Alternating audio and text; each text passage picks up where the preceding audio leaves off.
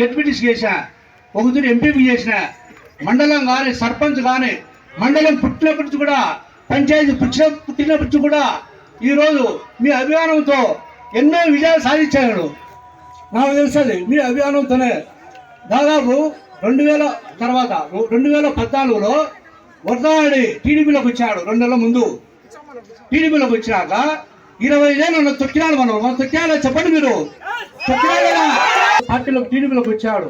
మన పార్టీలోకి వచ్చాడని నేను సీఎం రమేష్ గారు మాట్లాడి టికెట్ ఇప్పించడానికి నా సర్వీస్ ఇచ్చిన ఆయన కొట్టి టికెట్ ఇప్పించాను. 25 ఏళ్ళు తొక్కినా కూడా మన అభిమానంగా మన పార్టీలోకి వచ్చాడని నేను 14లో టికెట్ ఇప్పించా. మీకు అందరూ తెలిసినా సరే విధాలు ఓటు చేసిన, మన పంచాయతీలో 800 ఓట్లు మేర తెచ్చినా. అప్పుడు తర్వాత ఏమైంది, నన్ను తొక్కని చూసుకున్నాడు, నన్ను తొక్కినాడు, మళ్ళా నన్ను తొక్కినాడు. అయితే భయపడ్ను. తర్వాత ఏమైంది, ఈరోజు పార్టీ వదిలే కారణం ఏమంటే నాకు అబద్ధం నచ్చదు. పార్టీ అబద్ధం ఇచ్చదు నాకు నచ్చదు. 2019లో లింగారెడ్డి టికెట్ ఇచ్చారా? 2019లో ఇచ్చాక ఏమైంది, అధికారం పోయింది. 2014లో టీడీపీ కార్డు అంతా తొక్కినాడు వర్ధాలండి. అందరి క్యాడర్లు తొక్కినాడు, పాదకాడు అంతా తొక్కేశాడు. 19లో టికెట్ రాలే, జెండాలు కలిచారా? లింగారెడ్డి ఓడిపోయినాడు. వైసీపీ గవర్నమెంట్ వచ్చింది. తర్వాత ఏమైంది, వర్ధాడికి లింగారెడ్డితో కాదని వర్ధాడికి ఇన్ఛార్జి పిలిచారు. చెప్పను, నా కంఠంలో లేదు ఇంతవరకు. ఎందుకాడు బొక్కులో సరివేంట, అమ్మ బొక్కులో సరివే. లింగారెడ్డి పార్టీ ఫోన్ చేసింది.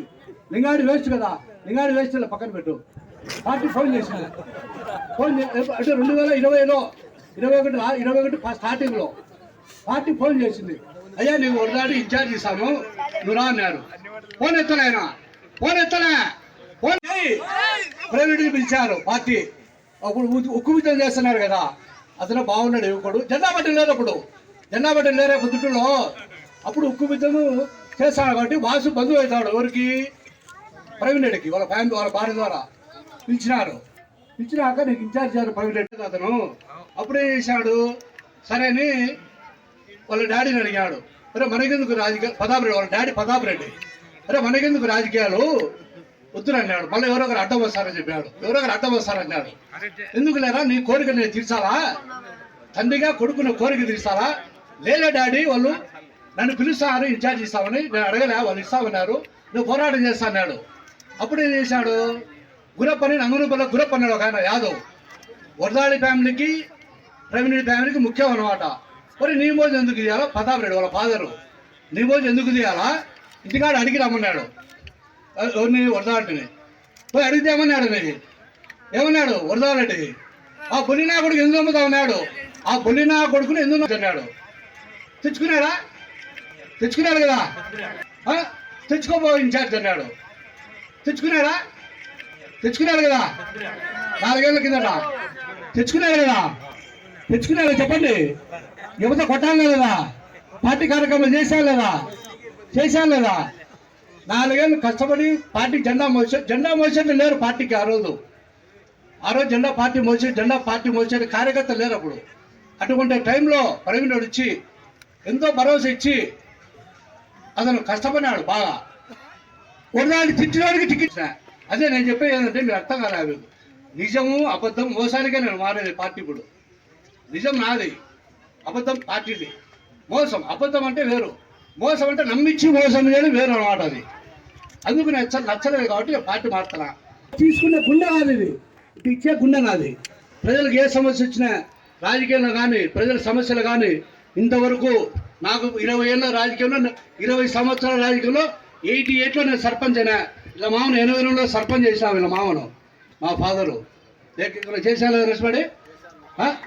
22 సంవత్సరాల్లో నేను సమస్య తర్వాత నేను వైఎస్ఆర్ కాంగ్రెస్ పార్టీలో రాజమౌళిని కానీ అవినాష్ రెడ్డి కానీ జగన్ రెడ్డిని కానీ మీ సమస్యల కోసం నేను పోరాడతా.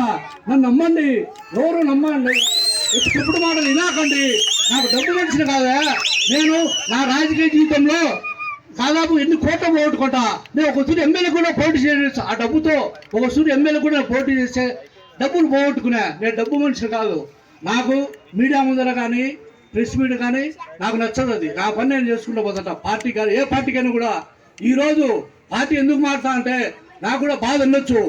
అబద్ధము మనం రాచమల్లి ప్రసాద్ రెడ్డిని ఎంపీ అవినాష్ రెడ్డిని గెలుపుకొచ్చుకునే దానికి అందరూ కృషి చేయాలని కోరుకుంటూ ఈ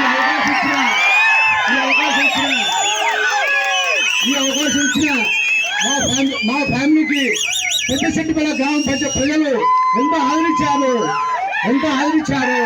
ఇప్పుడు కూడా ఆదరించాలని కోరుకుంటూ నేను చెప్పుకుంటూ 50 సంవత్సరాలు మా కుటుంబానికి ఆదరించారు. అది నచ్చను నాకు. నీతి, నిజం, అబద్ధం 3 పాయింట్లు చెప్పినా కదా. వర్ధాలు తిట్టాలి చంద్రబాబు నాయుడు. దొంగ నాకుడుకు డెకాయిట్ నాకుడుకులు అన్నారు. అంటే మనం 25 వర్కులు క్యాన్సిల్ చేయించారు. చెప్పండి మీరు. ఎమ్మెల్యేగా సపోర్ట్ చేసా, టికెట్ ఇచ్చి అన్ని విధాలు చేసినామా? 25 సంవత్సరాలు శత్రువుగా కూడా నేను చేసినానా? 15 కోట్ల వర్కులు గ్రామాల అభివృద్ధి కోసమే కాడు పోయి క్యాన్సిల్ చేయించాడు వర్కులు. చెప్పండి మీరు. ఇచ్చేసిన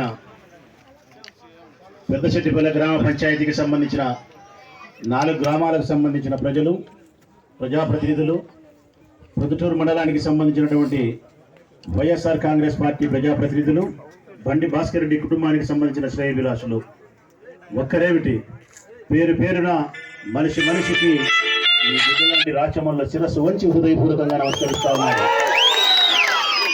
నిజం అది. నా ఎన్ని నిజాలు ఉంటాయి, అబద్ధాలు ఉండవు.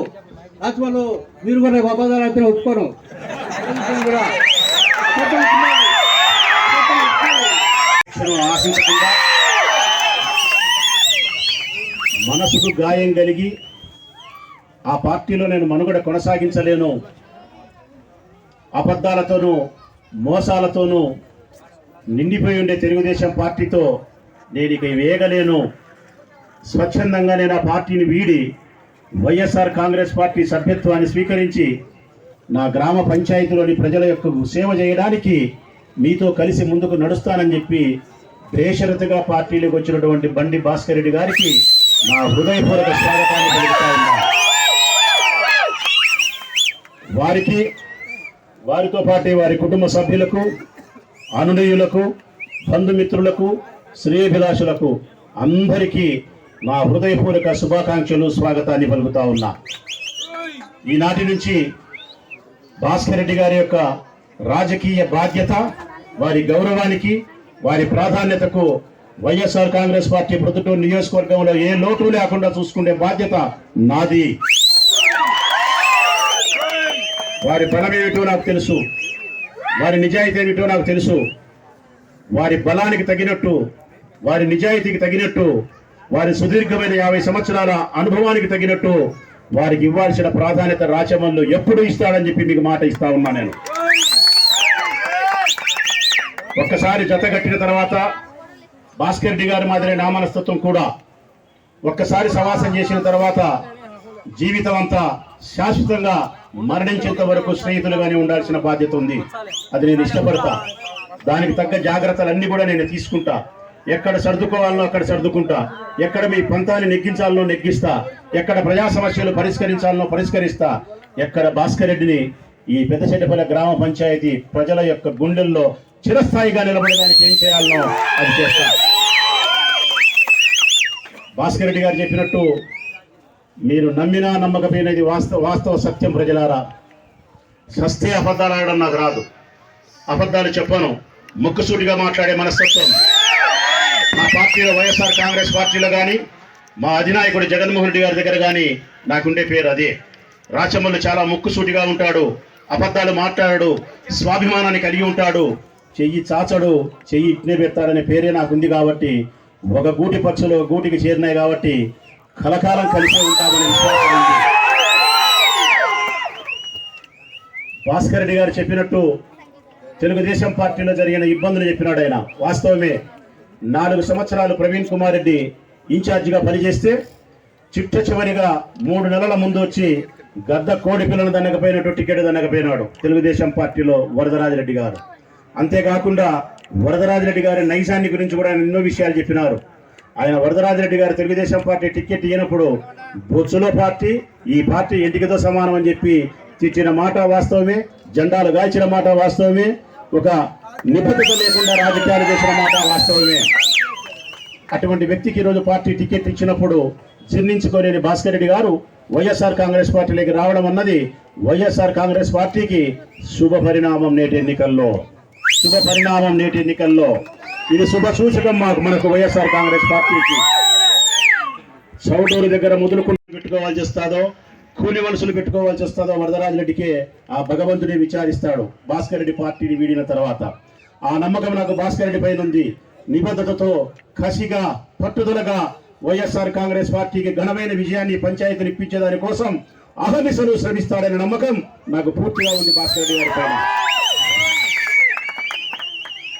ఈ కార్యక్రమానికి సంబంధించి ఈ రాష్ట్ర ముఖ్యమంత్రి గౌరవనీయులు, మన ప్రియతమ ముఖ్యమంత్రి, మన ప్రియతమ నాయకుడు జగన్మోహన్ రెడ్డి గారి దృష్టి కూడా నేను తీసుకుపోయిన ఈ విషయాన్ని బండి భాస్కర్ రెడ్డి గారిని మన పార్టీలోకి ఆహ్వానిస్తా ఉన్నాం. సముచితమైన స్థానాన్ని ఇవ్వాల్సిన పరిస్థితి ఉంటుందని కూడా ఆయన తెలియజేసినాం. బండి భాస్కర్ రెడ్డి గారి గురించి ఆయనకు కూడా తెలుసు, రాజకీయాలలో వీరి పాత్ర ఏంది, వీరి ప్రముఖమైనటువంటి పాత్ర ఏంది రాజకీయాల్లో అని చెప్పి తెలుసు. కాబట్టి మనస్ఫూర్తిగా ఆయన కూడా సందర్శించి పార్టీలోకి ఆహ్వానించండి అని చెప్పి నాతో చెప్పడం జరిగింది. అవినాష్ రెడ్డి గారిని కూడా ఈరోజు ఈ కార్యక్రమానికి పొమ్మని చెప్పడం జరిగింది.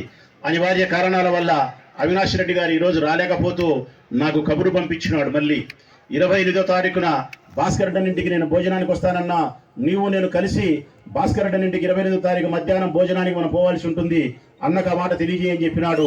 మీ అందరి సమక్షంలో భాస్కర్ రెడ్డి గారికి ఆ మాట కూడా తెలియజేస్తా ఉన్నా.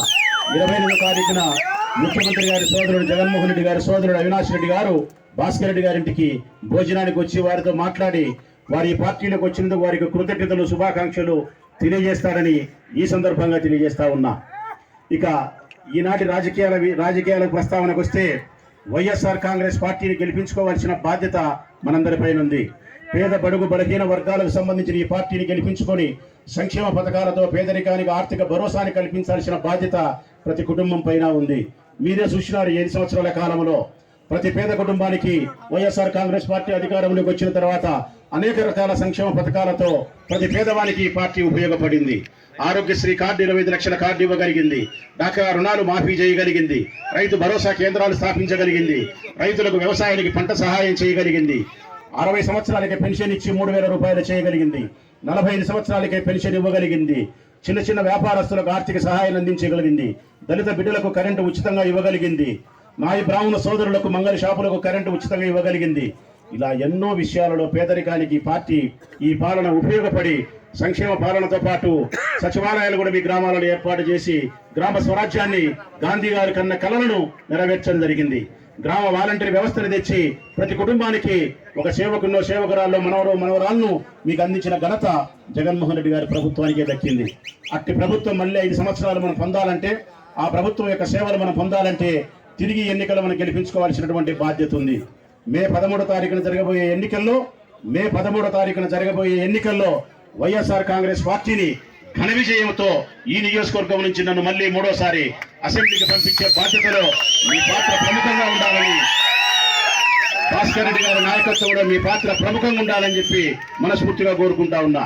ఇంతేకాకుండా రాబోయే భవిష్యత్ కాలంలో కూడా పెద్దచెట్టపల్లి గ్రామ పంచాయతీకి సంబంధించి కక్షలకు కార్పణ్యాలకు దూరంగా, విభేదాలకు వివాదాలకు దూరంగా గ్రామ స్వరాజ్యాన్ని నెలకొల్పే విధంగా, ఈ గ్రామాన్ని సస్యశ్యామలం చేసే విధంగా అందరినీ కలుపుకొని ప్రశాంతమైన వాతావరణాన్ని ప్రజలకిస్తూ, ఆరోగ్యకరమైన జీవితాన్ని ప్రజలకు అందిస్తూ అభివృద్ధి బాటలో ఈ పెద్దచెట్టపల్లి గ్రామ పంచాయతీని ముందుకు తీసుకుపోయే బాధ్యత నేను గారి, భాస్కర్ రెడ్డి గారి, ఈ 4 గ్రామ పంచాయతీలో 4 గ్రామాలకు సంబంధించిన వైఎస్ఆర్ కాంగ్రెస్ పార్టీ నాయకులు అందరం కలిసి ఒక తల్లికి పుట్టిన బిడ్డల్లాగా మీ క్షేమం కోసమే మీ సేవకులపై పనిచేస్తామని చెప్పి మీకు మనస్ఫూర్తిగా మాట ఇస్తూ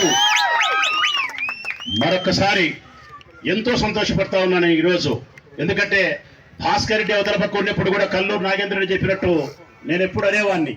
భాస్కర్ రెడ్డి పంచాయతీ సర్పంచ్ గెలిచిన తర్వాత కూడా నేను ఒక మాట చెప్పినా నేను గెలిచిన తర్వాత కూడా, ఏదో మా దగ్గరికి ఎవరు వచ్చి ఈ పంచాయతీలో మీరు భాస్కర్ రెడ్డి గెలిచినాడనో మమ్మల్ని పొగిడే దాని కోసం కొంతమంది మాట్లాడుతూ ఉంటారు. భాస్కర్ రెడ్డి గెలిచినా ఇది ఇట్లా గెలిచినాళ్లే అట్ట గెలిచినాళ్లే అని చెప్పి.